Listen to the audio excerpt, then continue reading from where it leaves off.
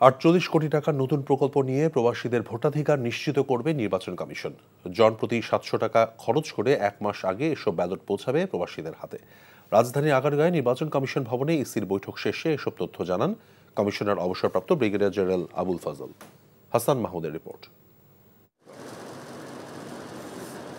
প্রধান নির্বাচন কমিশনারের সভাপতিত্বে আগারগাঁ নির্বাচন ভবনে অনুষ্ঠিত হয় নির্বাচন কমিশনের বৈঠক। সভায় গণপ্রতিনিধিত্ব আদেশ, নির্বাচন কর্মকর্তা বিশেষ আইন, হলফনামা, ইসি সচিবালয় আইন, দল নিবন্ধন অগ্রগতি, ভোটার তালিকা হালনাগাদ, সীমানা নির্ধারণ সহ বিভিন্ন বিষয়ে আলোচনা হয়।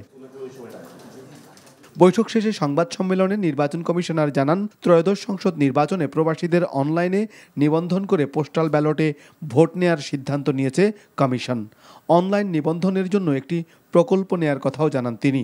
ইনশাআল্লাহ প্রবাসী বাংলাদেশিরা এবারে ভোট দিবেন এবং ভোটের পদ্ধতি হবে পোস্টাল ব্যালট।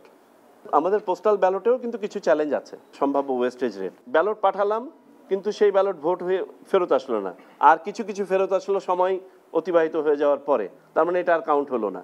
একটা পোস্টাল ব্যালট ডাক বিভাগের মাধ্যমে যদি আমরা করতে যাই, আমাকে রাফ যেটা ধারণা দেওয়া হয়েছে অন এভারেজ 700 টাকা লাগবে। বৈঠকে সিদ্ধান্ত হয় স্থানীয় নির্বাচনেও ইলেকট্রনিক ভোটিং মেশিন অর্থাৎ ইভিএম ব্যবহার করা হবে না।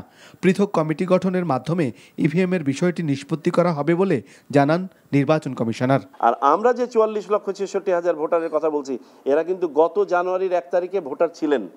ওনারা ভোটের প্রতি আগ্রহ হারিয়ে ফেলেছিলেন, ওনারা নিবন্ধিত হন নাই। সুতরাং তাদেরকে তালিকাভুক্তি করার জন্য কোনো আইনি বাধা নাই। জাতীয় নির্বাচনের প্রস্তুতি নিয়েও বিভিন্ন আলোচনা হয় বৈঠকে। Hasan Mahmud, NTV news, Dhaka. Bundle থাকলে প্রতি সেনমানিতে টাকা বাঁচবে। বিকাশ সেনমানি বান্ডেল কিনে জিতুন প্রতি লেনদেনে।